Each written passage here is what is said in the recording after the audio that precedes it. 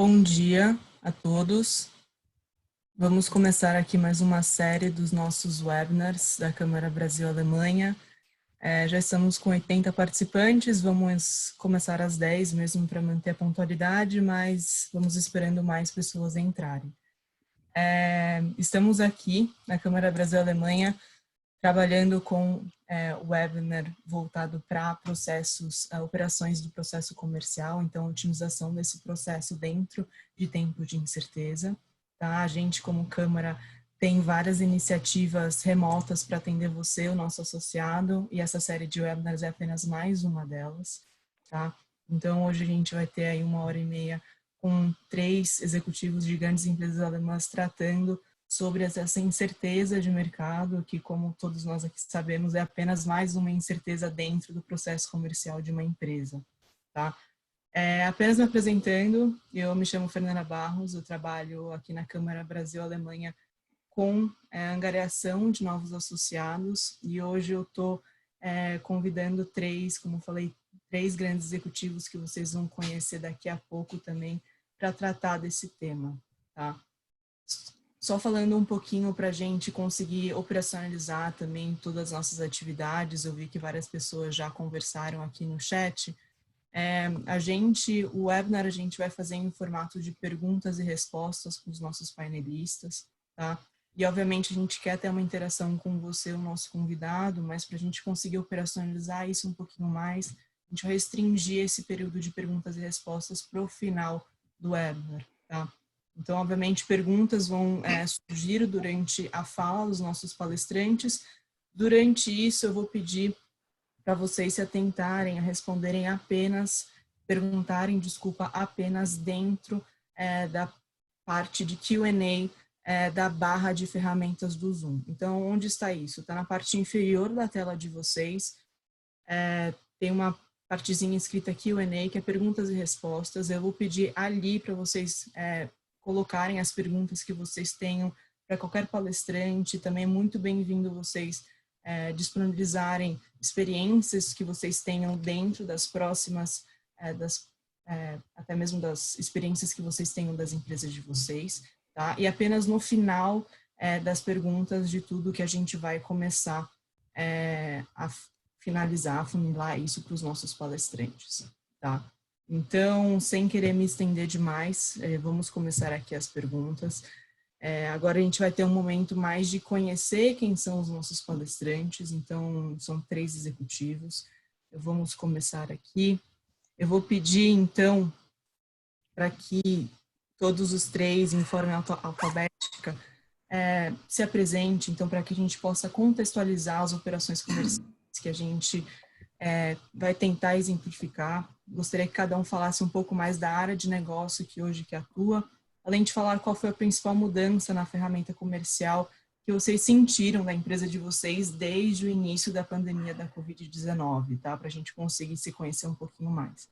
Então, vamos fazer isso de forma alfabética. Então, Alexandre, por favor, se você puder se apresentar. Bom dia a todos, bom dia, Fernanda. Bom dia a todos os participantes. É um prazer estar aqui com vocês. Eu sou Alexandre Matti, estou na vice-presidente de vendas, marketing, parcerias e alianças da AT Systems do Brasil.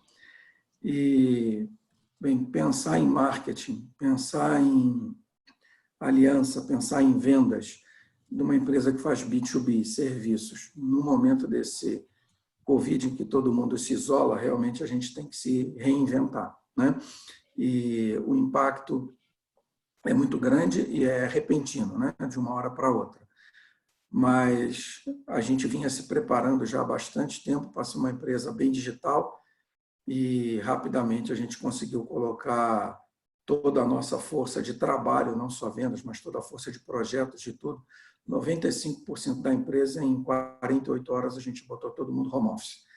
E nós potencializamos o uso de ferramentas como essa que nós estamos fazendo agora, para tentar estar mais próximo dos nossos clientes e ajudando mais os nossos clientes. Então, o impacto realmente foi muito grande.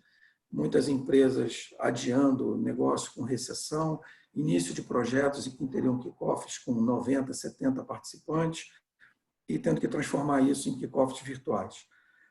muitos negócios continuaram, outros, porém, mudam de prioridade dentro dos nossos clientes, né? E aquilo que passava, às vezes vinha despercebido e passa a virar urgente, que é como é que se opera no dia seguinte, né? Então, é sobre isso que a gente vai falar um pouquinho também, tá? Obrigado. Passo a palavra para o André, então. Isso. Obrigada, Alexandre. Então, André, se você puder, por favor, se apresentar. Legal. Obrigado, Alexandre. Obrigado, Fernanda, pelo convite. Bom dia a todos. Primeiro, meu nome é André Borba. Eu estou na Covestro há 32 anos e minha formação é químico com MBA em administração. Só para contextualizar a operação da Covestro, ela é uma empresa que produz e comercializa materiais especiais.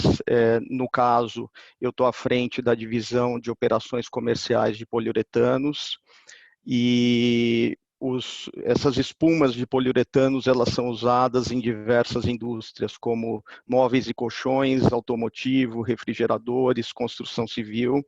E o nosso produto, ele é um produto químico, líquido. As espumas são obtidas a partir da mistura desses dois produtos. Um deles é conhecido genericamente como poliol e o outro genericamente como isocianato. Então, nós importamos esses produtos em grandes navios, tanques, e armazenamos eles no porto ou em warehouses, em armazéns externos, né? Então, como vocês podem imaginar, essa crise da Covid impactou demasiado nossas operações, porque nós vínhamos trabalhando aí num ritmo de vendas regular e de repente, de um momento para outro, você tem que frear o automóvel de 120 por hora para 40 por hora ou quase a zero, dependendo da indústria que você está atuando. Mas, ao mesmo tempo, você tem navios em trânsito com material, você tem que arrumar espaço para armazenar esses produtos, tal. Então, o impacto desde a metade de abril foi bastante grande. Mas a empresa, a gente viu que estava muito bem preparada, a gente vem também, assim como o Alexandre mencionou, num processo de digitalização ao longo dos últimos 2 ou 3 anos. A digitalização está no centro da nossa estratégia. Então, todos os colaboradores estavam muito bem equipados, com notebooks, fones, toda a estrutura para poder trabalhar em regime de home office. Os nossos sistemas se mostraram bastante robustos. A gente saiu por um teste de home office no dia 16 de março, e o teste funcionou bem e a gente nunca mais voltou a trabalhar no escritório desde então. A estrutura comercial ela também já estava preparada para fazer um gerenciamento adequado de canais. A gente já tinha implementado uma estrutura de abordagem de vendas inside sales, vendas internas, e as competências já estavam na equipe, mas também os key accounts, eles estavam sendo atendidos assim de uma forma com bastante estratégia por trás. Então, a gente, através das ferramentas digitais, conseguiu manter a operação, o contato do cliente, mesmo que as indústrias, algumas delas estejam com a porta fechada, a gente focou aí de estar muito perto no cliente, foco no cliente, o cliente como peça central, porque um dia que a fábrica dele vai voltar, retornará, ele vai lembrar da gente, né? Então, esse é um pouco do cenário que é a Covestro, o que mudou com a Covid, como que nós estamos nos posicionando no mercado. Obrigado. Ótimo, obrigada, André. Renato, então, por último, se você puder também se apresentar e falar um pouquinho como foi a experiência na Festo, desde aí do início dessa pandemia. Obrigado, Fernanda. Primeiro, quero agradecer a oportunidade para a Câmara Brasil-Alemanha, aos participantes e você, Fernanda, Alexandre e André, pela oportunidade de compartilharmos aqui um pouco das nossas experiências. A Festo é uma multinacional alemã, uma empresa quase centenária, uma das pioneiras no ramo de automação. Atuamos fortemente na parte pneumática e também na parte elétrica e eletrônica na automação. O nosso negócio, de forma geral, no Brasil, nós temos 550 colaboradores e 250 estão na área comercial, né? Eu estou responsável pela área comercial no Brasil. Um dos nossos pontos principais sempre foi o suporte, né, para os nossos clientes na elaboração e nas soluções dos problemas, né? Então, hoje, quando você deixa de fazer uma visita a um cliente, você acaba não podendo oferecer todo o seu potencial e a sua experiência nas soluções de problemas. E o Covid-19, ele acabou trazendo, ele antecipou um pouco mais o impacto que a gente percebe com relação ao histórico da evolução comercial, né? Antigamente, as empresas tinham muito tempo para poder estar conversando com seus clientes, né? E hoje a gente não tem mais esse tempo. E principalmente a forma que nós encontramos realmente foi pela forma digital. Nós temos algumas ferramentas de suporte que auxiliam nossos clientes para que mantenham esse contato com a gente. Sem dúvida, visitas presenciais somente em situações emergenciais, mas continuamos dando esse apoio para os nossos clientes, né? O portfólio nosso é um portfólio muito extenso, nós temos mais de 40 mil produtos. Isso impacta muito para nós na questão de como poder trazer os produtos, o que trazer para os nossos clientes. Mas de forma geral, Fernanda e convidados, a gente vai ter esses momentos aí para discutir um pouco mais, mas a Festo hoje ela está presente também com distribuidores. De uma forma geral, a gente consegue estar atuando e dando o suporte necessário no desenvolvimento dos projetos. Obrigado. Perfeito, Renato.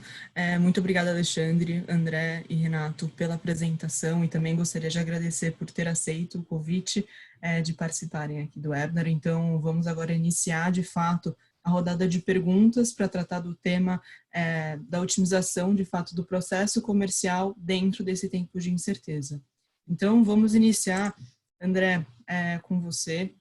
Eu comecei a falar durante a abertura que a Covid nada mais é do que apenas mais uma incerteza dentro de todo o processo comercial de uma empresa, né? Então, a gente tem que lidar com várias variáveis que não estão no nosso controle e, de fato, uma pandemia desse nível, obviamente, é mais uma delas. As implicações de toda a Covid-19 estão sendo sentidas também em todas as esferas. Eu acho que isso que muda um pouco do que hoje a gente sente, né?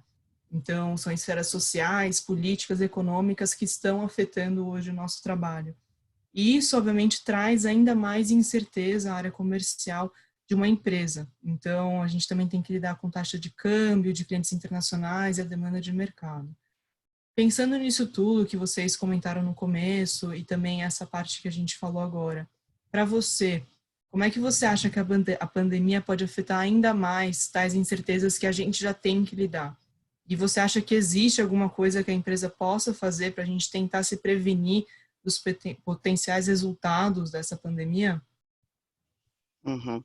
Bom, obrigado pela pergunta, Fernanda. Vamos lá, vou tentar estruturar e ser bastante objetivo. Eu acho que nunca a expressão VUCA esteve tanto em moda, né? Se a gente pegar para aqueles que não conhecem, VUCA foi uma expressão cunhada por um colégio militar nos Estados Unidos, mas ela se tornou popular aí nos anos 90, que ele fala de um mundo bastante volátil, incerto, complexo e ambíguo. Né, e o momento que a gente está atravessando hoje é bastante alinhado com essa expressão, né?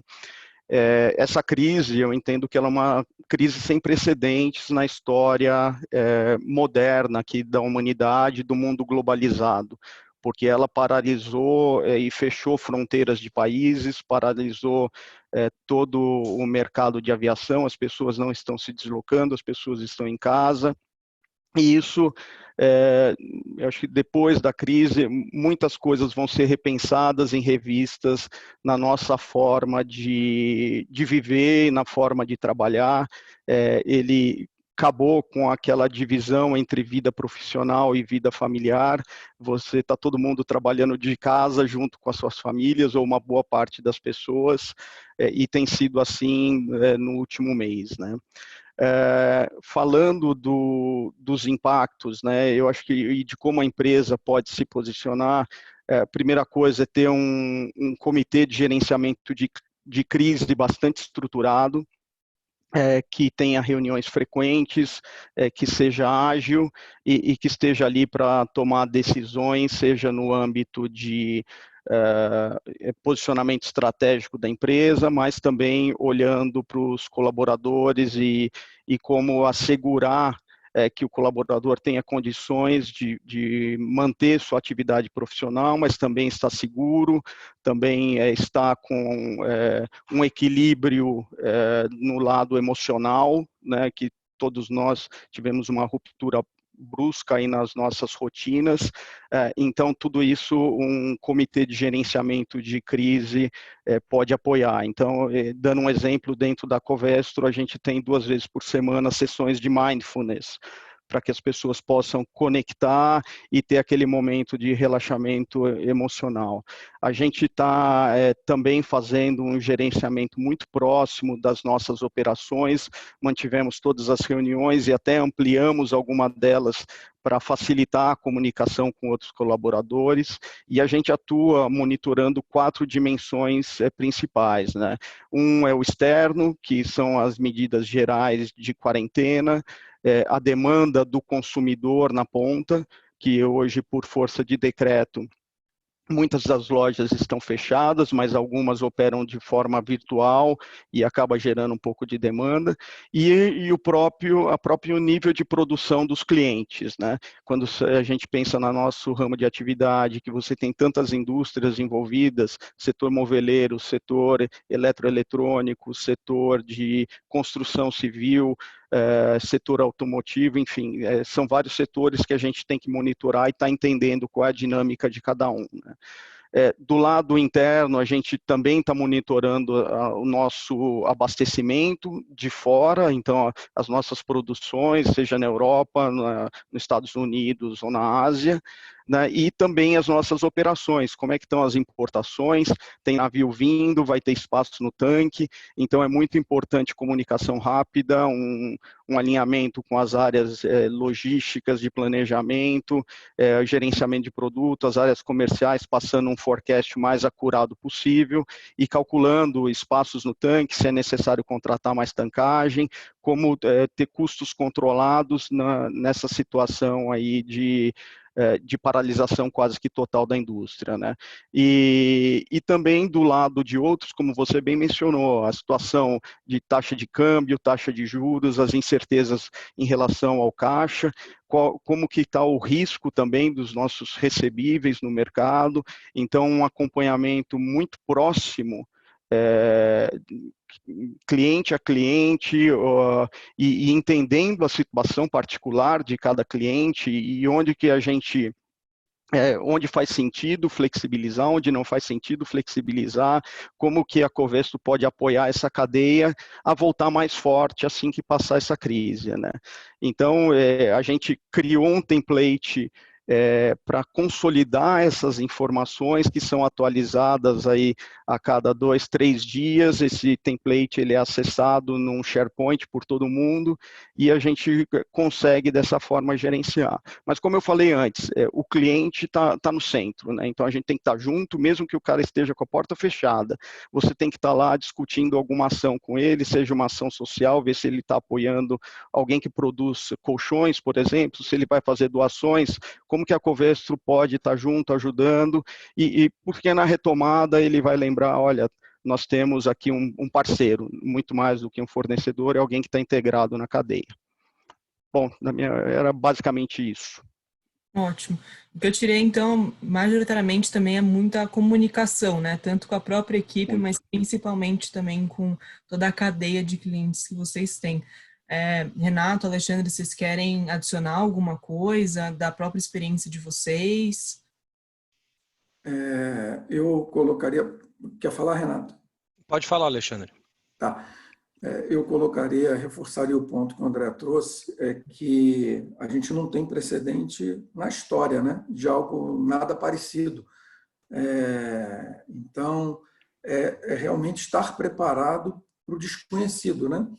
porque todos os balanços que nós temos feito, tudo que a gente tem acompanhado no mercado, mostra que nem na crise da Bolsa lá de trás, nem na Segunda Guerra, o impacto é tão grande quanto o que a gente está vivendo hoje aqui, né?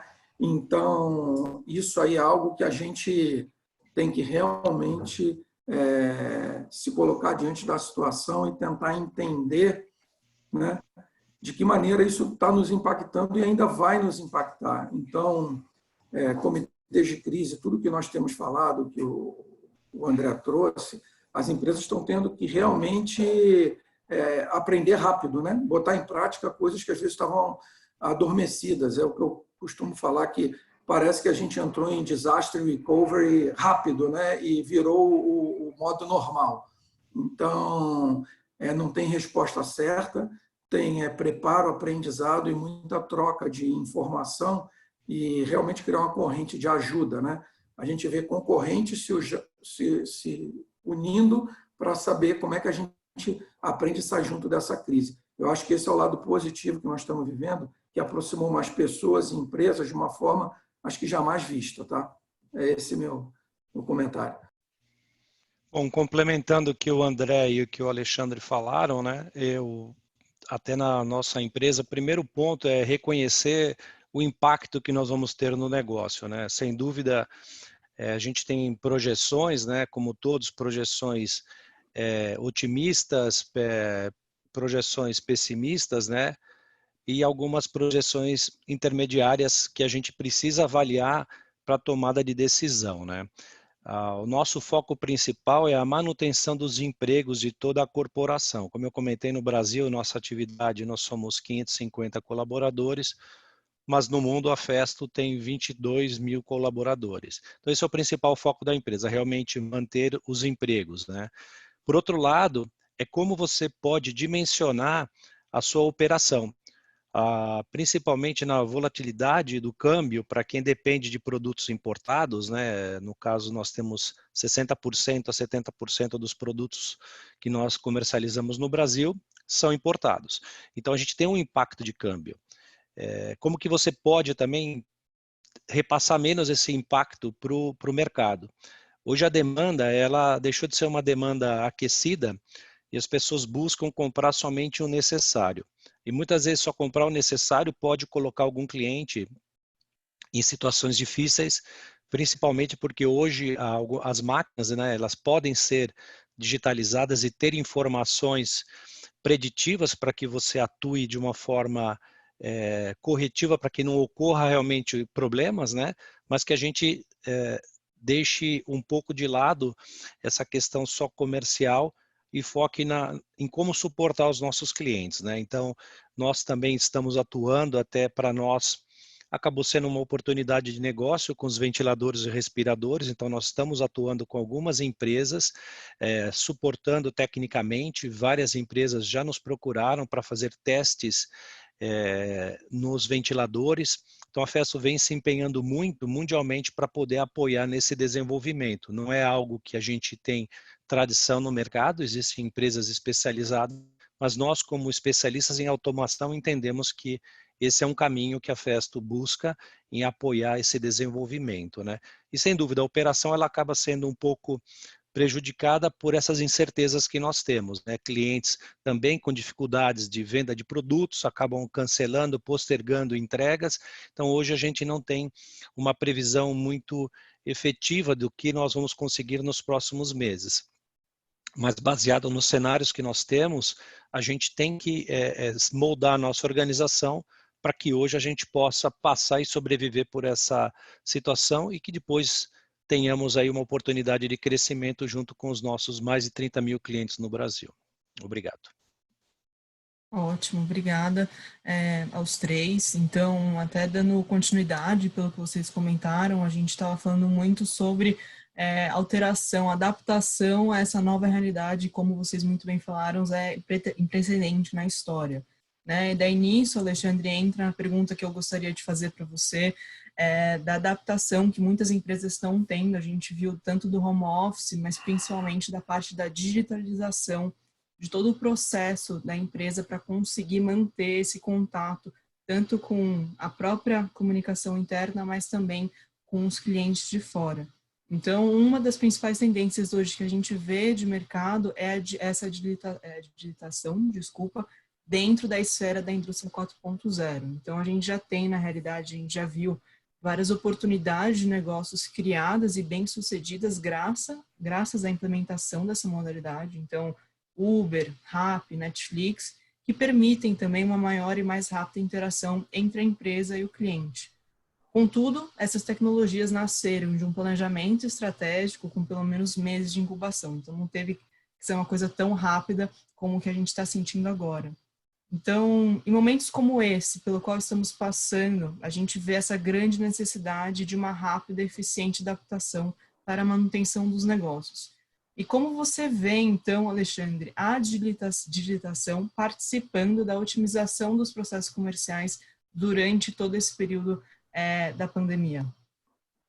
É uma boa pergunta, até um pouco complexa para responder, né? Porque nós vamos abordar várias indústrias, né? O impacto ele é diferente de indústria para indústria, e diante de crises grandes surgem oportunidades grandes. Um exemplo disso é a ferramenta que nós estamos usando aqui, é o Zoom, né?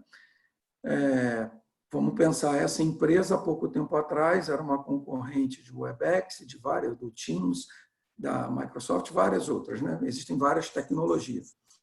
Ela viu o seu valor de mercado multiplicar 10, 20, 30 vezes, e hoje o valor de mercado dela ela é maior que todas as companhias aéreas americanas juntas, né?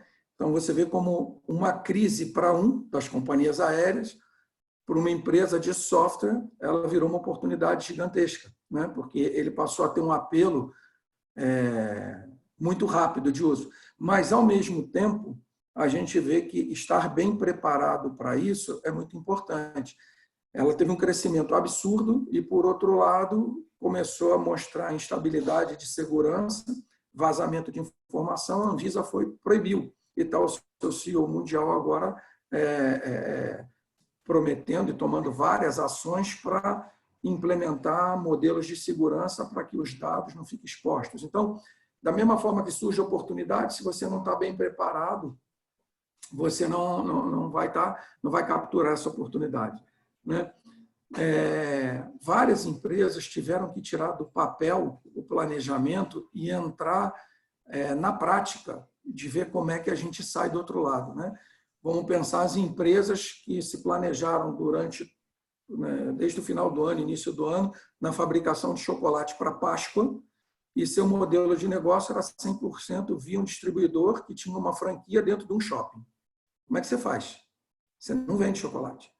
Então, isso impactou direto. Essas empresas tiveram que se readequar muito rapidamente.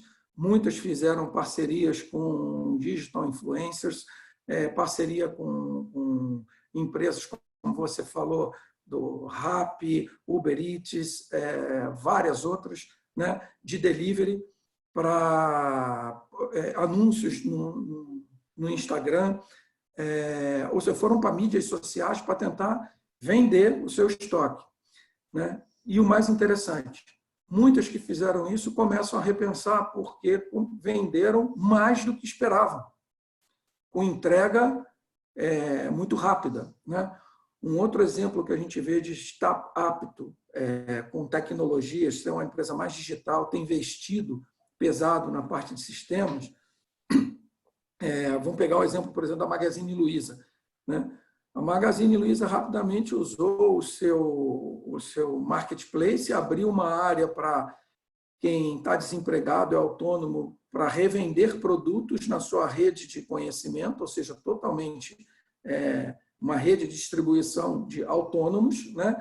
E se você tem seus produtos e quer colocar lá, ele subiu uma loja virtual para você vender rapidamente, que é o marketplace, que já existe, várias empresas vivem isso, só que elas estavam prontas para fazer isso rápido. E tiveram uma aderência muito grande de muitos pequenos empreendedores, né?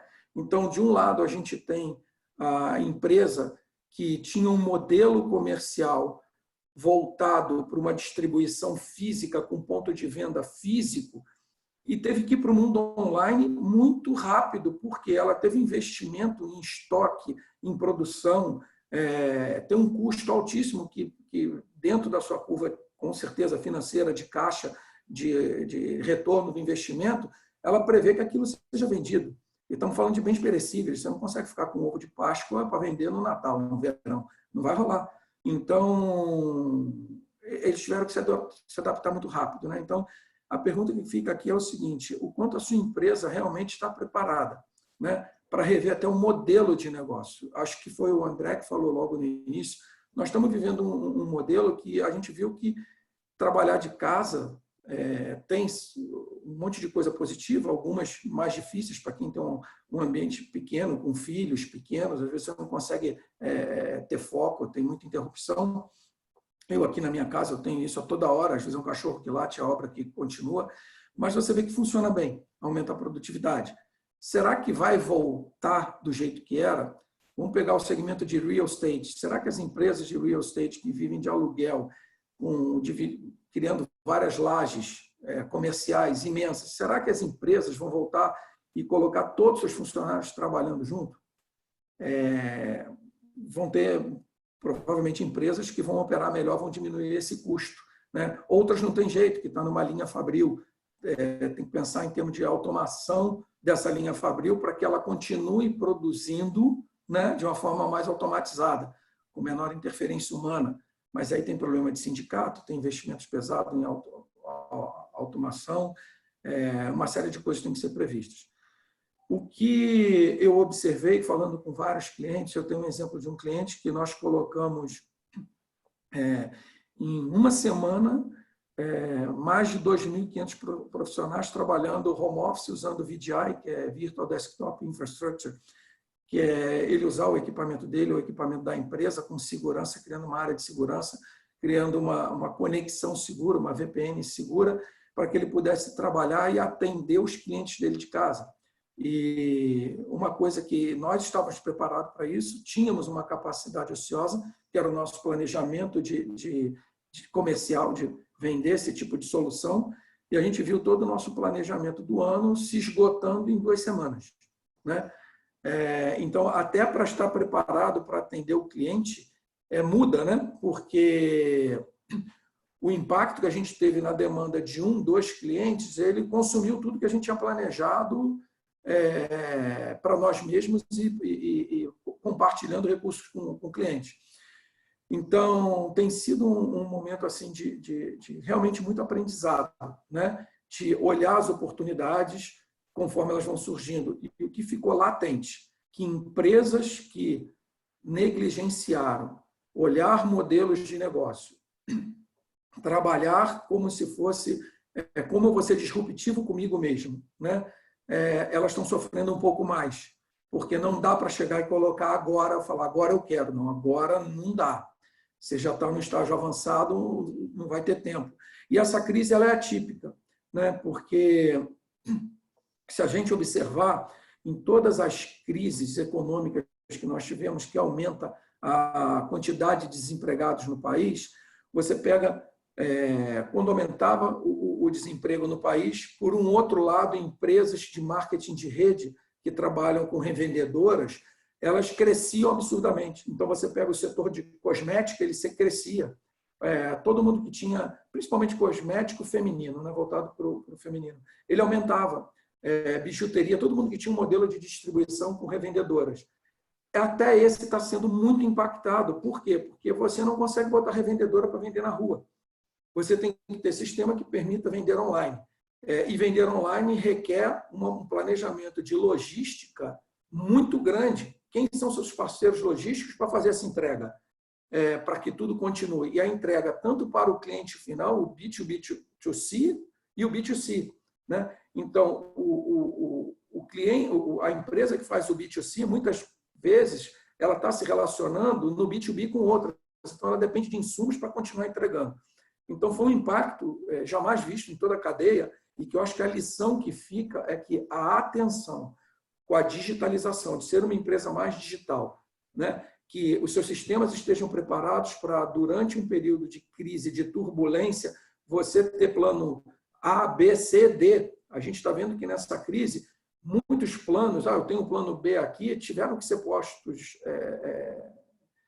para jogar mesmo, né? Ou seja, não tem margem de erro, tem que funcionar. E começa a ver que aquilo não era levado muito a sério, né?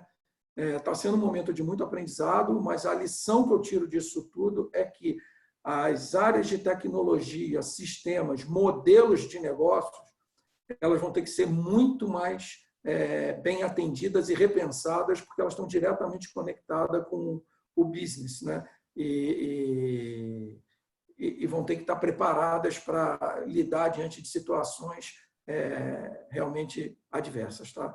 Acho que esse é o maior aprendizado que a gente tira de tudo que nós estamos vivendo até o momento.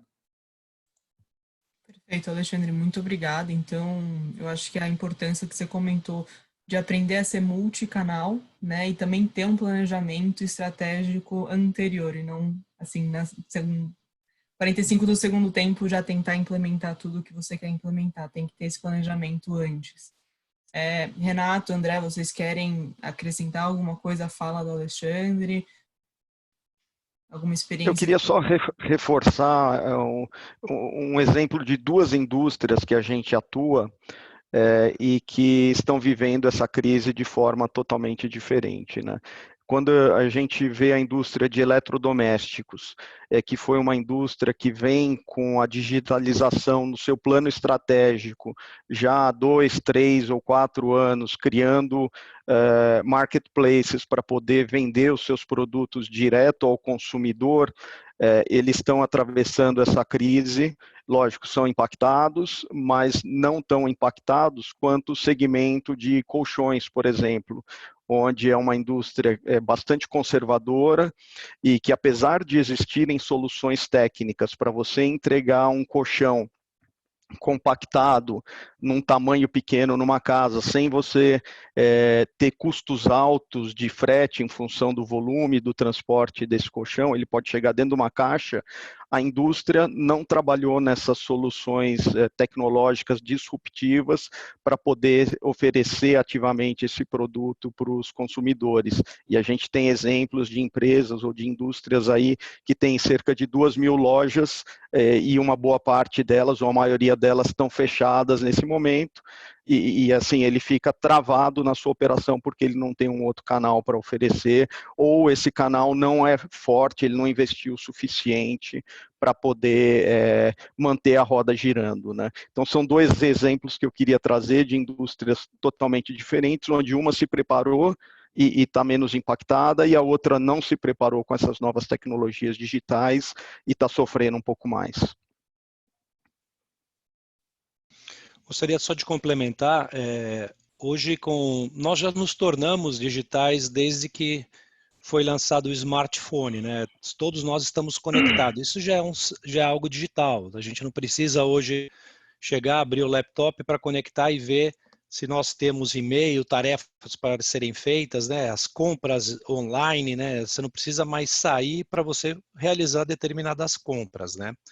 Falando um pouco mais da automação no lado industrial, né, nós já temos também chatbots, né, que você tem os primeiros atendimentos com bancos, com empresas, onde você faz uma pergunta e ele já te dá uma resposta, e cada vez mais esses produtos vão se tornando mais eficazes em função da inteligência artificial.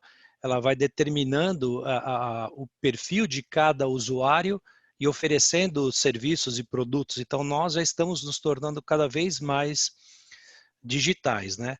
A gente também tem a questão do RPA, né, que seria para processamento, automação de processamento de dados. Então, por exemplo, hoje na Festo, quando nós recebemos uma ordem de um cliente, nós já temos um sistema que identifica os campos e já gera uma ordem. Então, essa é a ideia de você ter um sistema mais estándar para que te facilite você utilizar dessas ferramentas.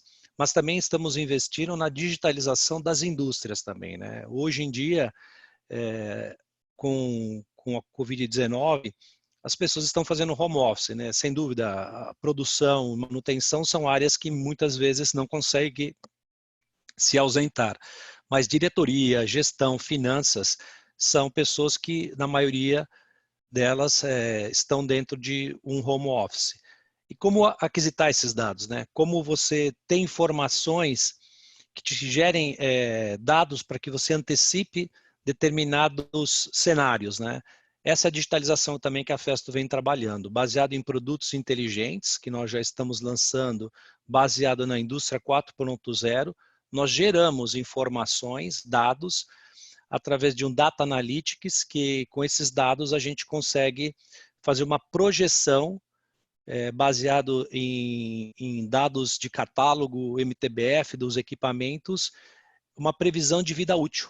Então isso ajuda muito os clientes para quando ter que dar uma parada, verificar uma máquina ou verificar por que a performance daquela máquina vem caindo, você consegue isso automaticamente através do seu celular, com alertas, né? Alertas é diferente de alarmes, gerando dados para que você possa atuar de forma preventiva e continuar a tua produtividade. Então, no mundo que nós estamos hoje, a produtividade, sem dúvida, é algo muito importante, né? A gente não pode mais ter fábricas com oscilações, né? Picos de subida e descida, você acaba perdendo realmente faturamento e se torna uma empresa não eficaz. Então, a digitalização também vem trazer isso, né, para os nossos clientes e, de forma geral, esse é o caminho, né, que eu vejo nessa mudança, não só por questões do coronavírus, mas sim pela própria tendência de mercado, cada vez mais conectado e digitalizado, né, para ter essas informações e poder atuar de forma antecipada. Obrigado. Ótimo, muito obrigada pela experiência de todos. Eu acho que foi muito útil em relação também como a gente pode melhorar as empresas atualmente para também se prepararem, que eu tenho certeza que essa não vai ser a primeira crise que a gente vai passar, é apenas mais uma de várias, né? Mas daí, então, Renato, eu queria finalizar com uma pergunta para você, puxando o gancho do que o Alexandre comentou na última resposta dele, que é a pergunta macro, assim, a gente vai conseguir voltar ao normal? Então, eu acho que toda vez que a gente passa por um tipo de incerteza, como esse período que a gente está passando hoje, a gente sempre tem a nostalgia de querer voltar a ser o que era antes, né? Eu tenho certeza, como vocês comentaram no começo, se a gente manter todas as recomendações médicas de distanciamento social, obviamente a gente vai voltar a ter o contato físico, mas eu vejo com muita dificuldade modelos de negócio voltarem a ser o que era antes, principalmente por toda essa conta da digitalização que a gente comentou agora. Então, queria saber, Renato, como você vê que essa otimização do processo comercial irá impactar daqui para frente o nosso relacionamento com a cadeia produtiva de clientes como um todo, por exemplo. Então, a conversa do pessoal comercial com o pessoal de vendas, fornecedores. E você acha que a gente está criando atualmente um novo modelo de negócio, de relacionamento com os clientes, que irão se tornar de fato novas regras de mercado, ou seja, a gente não vai ter como voltar mais a ser o que a gente era antes? Excelente pergunta, Fernanda. Primeiro, é uma percepção minha, tá? A questão do coronavírus, o impacto de você não estar presente no cliente, ele complica muito a questão do processo de vendas, assim, né? O processo de vendas existe dois tipos, na verdade. Uma que é uma compra por uma demanda. Então, por exemplo, você comprou um carro, você tem que fazer a manutenção do carro, você tem que trocar alguma parte. Então, isso é uma demanda normal de manutenção. E existe a outra venda, que é a venda consultiva. Para você realizar uma venda consultiva, você precisa primeiro entender o cliente, né? Quais são as necessidades do cliente, quais são os critérios de decisão desse cliente, por onde ele se orienta para tomar uma decisão. Será que é prazo? Será que é preço? Será que é vida útil do produto? E esse distanciamento dificulta muito essa compreensão da área comercial, né? A gente tem diversos tipos de produtos, eu vou falar mais especificamente da Festo, mas tanto o Alexandre quanto o André, eles têm mercados um pouco diferentes, né? Mas sem dúvida o impacto ele é o mesmo, né? Nós, como temos uma quantidade muito grande de ferramentas ferramentas que ajudam os nossos clientes a fazer pesquisa de produtos, ferramentas que ajudam os nossos clientes a dimensionar os produtos. Então, se ele precisa fazer uma determinada aplicação, ele consegue fazer por esses softwares que a Festo já desenvolveu. Então, ela antecipou um pouco a tendência de mercado, né? É importante que nós tenhamos as visitas, né? Façamos as visitas para os nossos clientes, mas também a Festo vai nutrindo os clientes com informações e eles mesmos vão se capacitando, né? Então, esse é um ponto interessante dessa nova forma de fazer venda, né? Nós também trabalhamos já de forma antecipada na criação de uma ferramenta digital. Então, hoje nós temos o próprio Zoom, o Skype. A Festo está lançando uma ferramenta que chama Digital Sales Engineer. Na verdade, ele é um Skype, onde eu consigo acessar todas as ferramentas da Festo dentro desse Skype, consigo gerar relatórios, mostrar para o cliente vídeos já conectado no nosso servidor. Então, isso eu não conseguia com outras ferramentas. A partir de abril, agora, a gente já vai ter o release dessa ferramenta para que a gente já possa ter esse contato com os nossos clientes. E um outro ponto, Fernanda, que é muito importante, hoje o cliente ele não tem mais tempo, né? Essa é uma realidade, né? A gente pega só fornecedores de automação, tem mais de 20 no mercado, entre elétrica, pneumática, hidráulica. As pessoas não têm hoje tempo de chegar e receber 20 pessoas, né? E principalmente não porque pessoalmente, mas também por vídeo. A pessoa acaba sendo mais prática, né? Buscando soluções que atendam ele de uma forma rápida. Um exemplo que eu dou é quando você vai num posto de gasolina e você tem as lojas, o próprio nome já diz, né? Lojas de conveniência. Então eu vou comprar ali uma Coca-Cola, eu sei que eu vou pagar essa Coca-Cola mais caro que no supermercado, mas é conveniente para mim por algum determinado momento. Então o atendimento que eu vejo hoje, ele vai mudar para esse lado também, a conveniência. O Brasil nunca foi um país que explorou muito a questão dos distribuidores, né? Você, nos Estados Unidos, por exemplo, que é o país que mais trabalha esse lado da distribuição, são distribuidores que têm empresas gigantes de 12 mil, 13 mil funcionários, onde eles têm grandes áreas, né, de infraestrutura, engenheiros que atendem uma determinada região.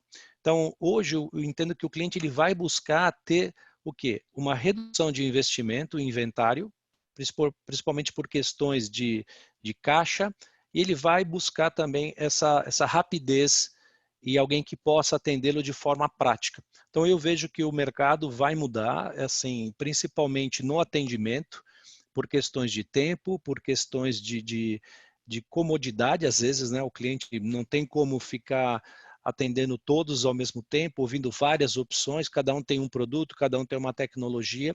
E quem tiver mais bem preparado na questão digital, que possa oferecer para o cliente essas ferramentas onde ele pode navegar e ele aprende de uma certa forma, vai tá na frente, né? Então, eu entendo que hoje mesmo você pode comprar um carro sem sair da sua casa.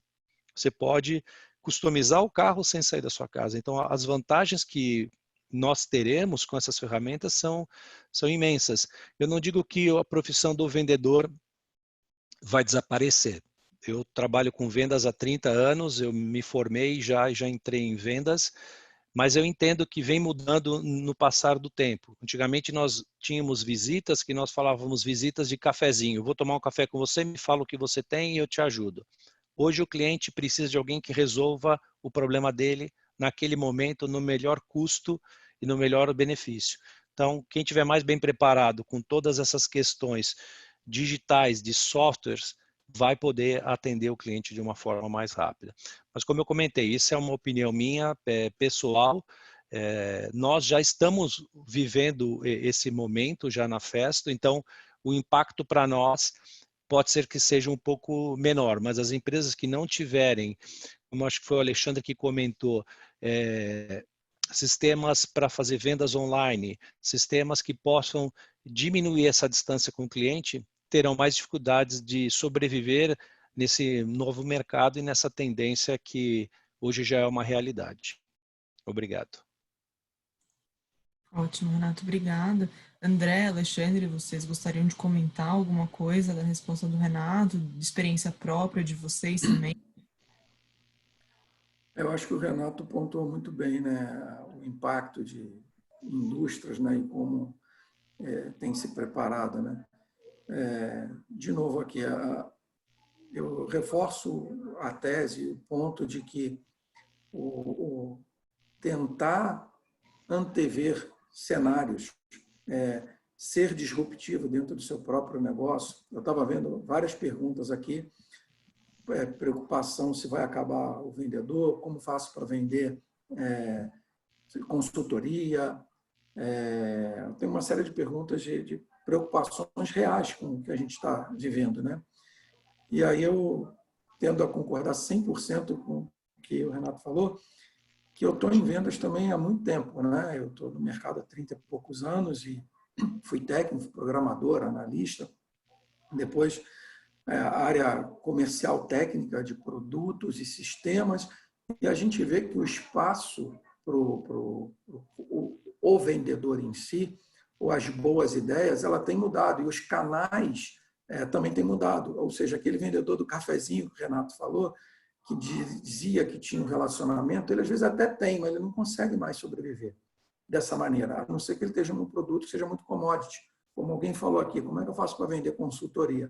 Se a sua consultoria vai aportar valor nesse momento de coronavírus, que você consegue abordar um cliente e falar, você está com um problema agora e eu consigo te ajudar sendo mais eficiente, reduzindo custo, postergando. Se você tiver qualquer coisa que ajude ele a fazer melhor, ele vai parar para te ouvir.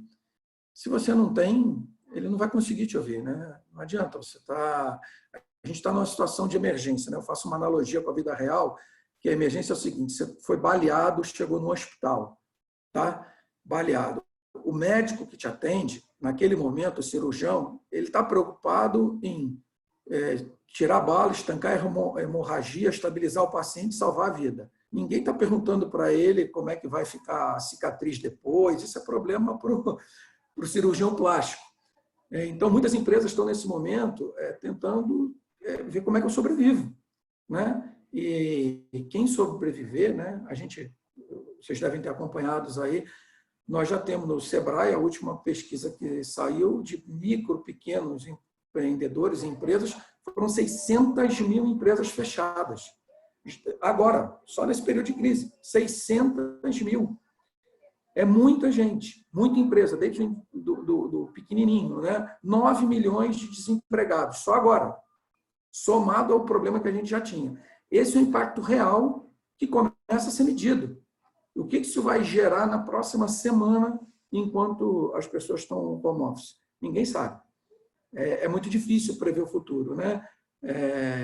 Mas estar preparado para, dentro dessa crise, enxergar a oportunidade, nós da T-Systems temos enxergado as oportunidades de como é que a gente torna nossos clientes melhores, como eles continuam operando.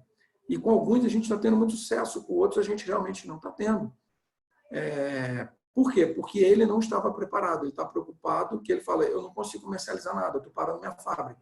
Então, o impacto é diferente, conforme tanto o André quanto o Renato comentaram. Perfeito. Então, André, você quer adicionar alguma coisa? A gente pode finalizar, entrar para as perguntas e respostas? Podemos finalizar da minha parte, eu endosso aí o que o Renato e o Alexandre falaram, e é uma trajetória, né, essa questão da mudança na forma de servir ao mercado.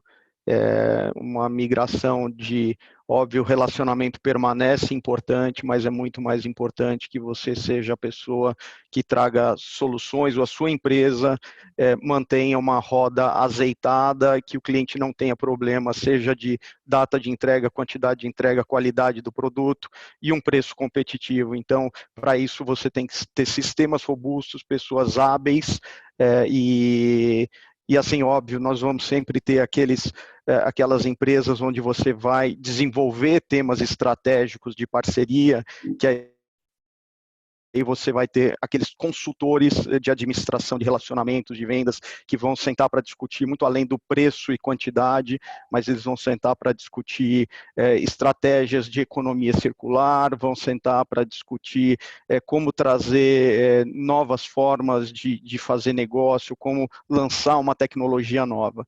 Mas, em sua maioria, o que o cliente precisa é isso que o Renato falou. Perfeito. Eu estava lendo aqui as perguntas que o público sugeriu. Muitas delas já foram respondidas agora nessa última conversa que a gente teve. Então, desde uma dúvida, né, uma incerteza em relação ao papel do vendedor no futuro, se toda essa canalidade de vendas digital vai desumanizar o papel do vendedor. Então, a gente acho que já comentou sobre isso, que é muito mais uma fase de adaptação e não vamos dizer, uma extinção em si do papel de vendedor. Mas eu acho que tem uma pergunta aqui do Luciano, que eu acho que eu gostaria que vocês falassem, que ele perguntou como vocês avaliam qual seria o melhor approach, então, para prospecção nas áreas de serviço, por exemplo, profissionais B2B nesse momento? Eu queria ouvir um pouquinho de vocês.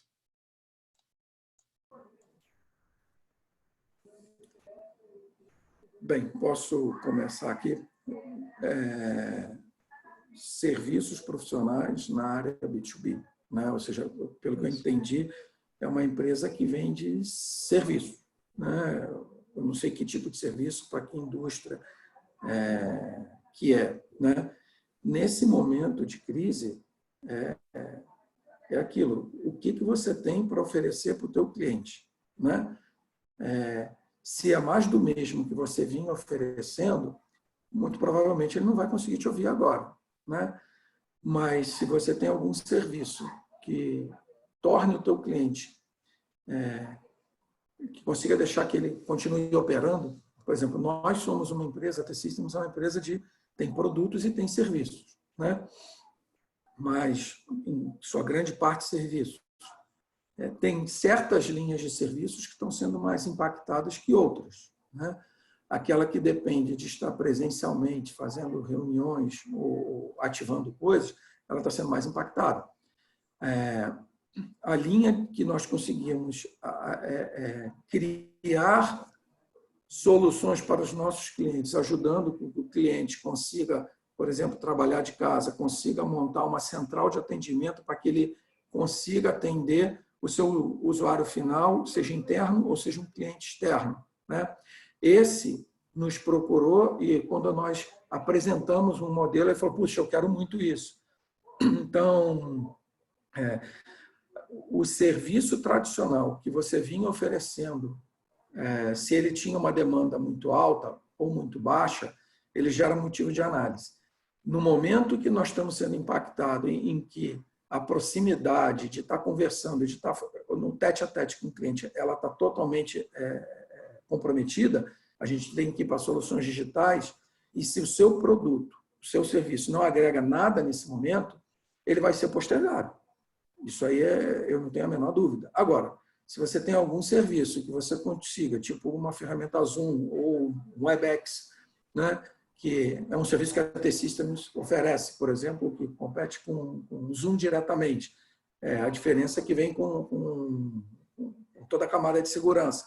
O que nós estamos fazendo como empresa? Eu vou dizer, nós estamos fazendo isso, né, para os nossos clientes. Nós estamos disponibilizando uma contratação, você vai ter 30, 60, a gente não sabe ainda, para você usar de graça. E depois disso, o que você mantiver, você vai pagar. Ou seja, de que forma a gente está ajudando os nossos clientes a poder seguir fazendo suas reuniões, suas videoconferências, clientes que não estavam preparados para isso, né? Então, acho que a parte de serviços vai passar muito por qual a utilidade do que eu tenho a oferecer agora, nesse momento, né, para os meus clientes, né? Ter um pouco de empatia. Se coloca no lugar do cliente, entende o que ele está passando de problema e vê. Se eu estivesse no lugar dele, eu pararia para me ouvir nesse momento com o que eu tenho para oferecer? Eu acho que esse é o maior exercício que os vendedores e os consultores têm que fazer nesse momento.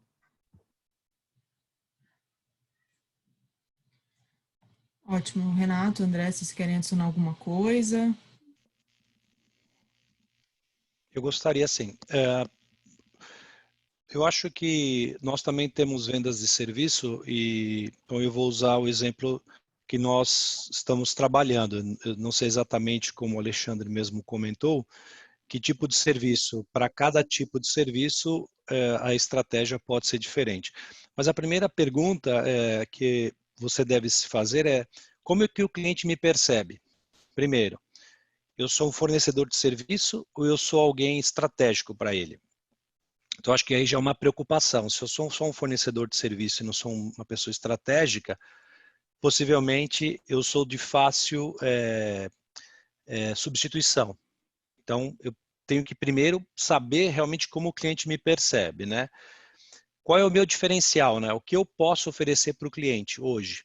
Eu tenho alguma coisa diferenciada? Então, um exemplo, o cliente compra um serviço de um e um serviço de outro. Eu consigo fazer os dois serviços.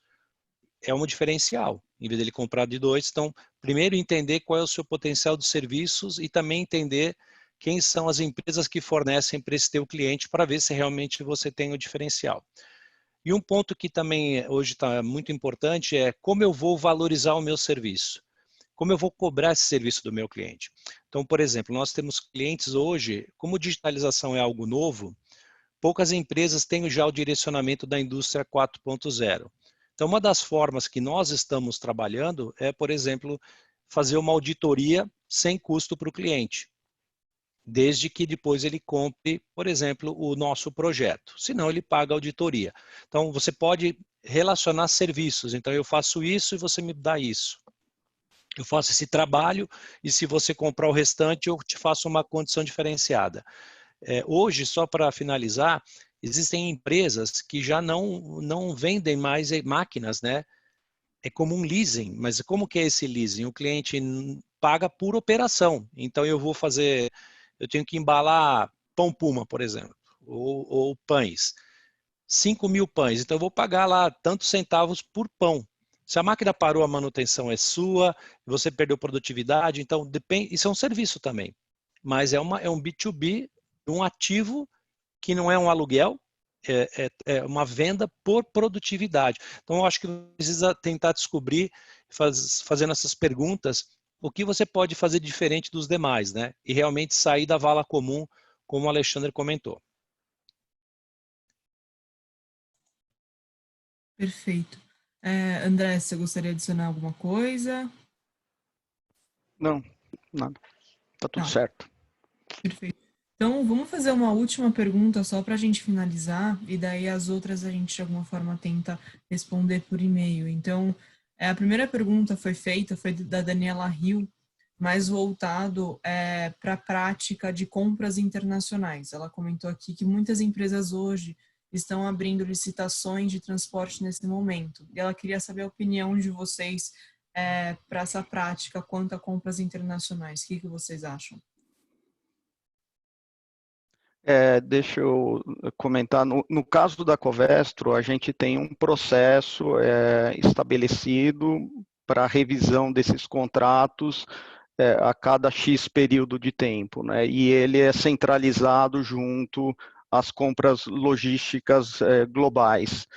Então, não existe, no nosso caso, uma revisão, até onde eu conheço, só em função de uma situação específica de crise.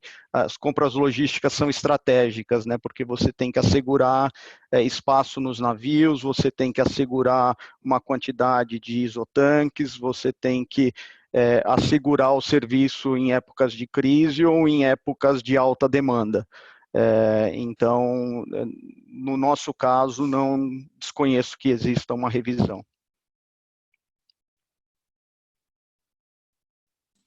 Alexandre, Renato, alguma coisa? Eu conheço pouco do tema, aí é mais de curioso e de observação, né? Com certeza, tudo está sendo revisto e sendo impactado, né? A gente vê até o caso aqui de compras internacionais que o Ministério da Saúde tentou fazer e simplesmente não chegaram, né? Alguém chegou na frente e deu, então deu mais, foi o caso dos Estados Unidos, é o que dizem, né? A gente não sabe se foi bem isso. Mas as empresas, né, estão tendo que repensar toda a sua capacidade produtiva, né? Quem depende de insumos para montar aqui no Brasil o produto final e vender, a conta começa a ser ao contrário, né? O produto que eu tenho, quem tá fazendo ventilador, né? Esses respiradores, ventiladores, esse deve ter uma demanda altíssima e deve ter que pensar num monte de coisa, como é que eu vou comprar melhor, como é que eu vou garantir a logística, como é que isso vai chegar a tempo, né? Que não adianta esse negócio chegar em dezembro, né? Esperamos que já tenha tudo passado.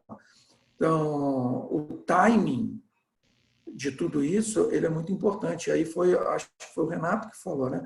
O impacto de câmbio, né? O impacto de câmbio e o timing, né? Uma encomenda que você mexe agora para chegar daqui a 45, 60, 90 dias, se isso vai ter alguma utilidade ou não, né? Que mercado vai ter na frente daqui a 60, 90 dias, né?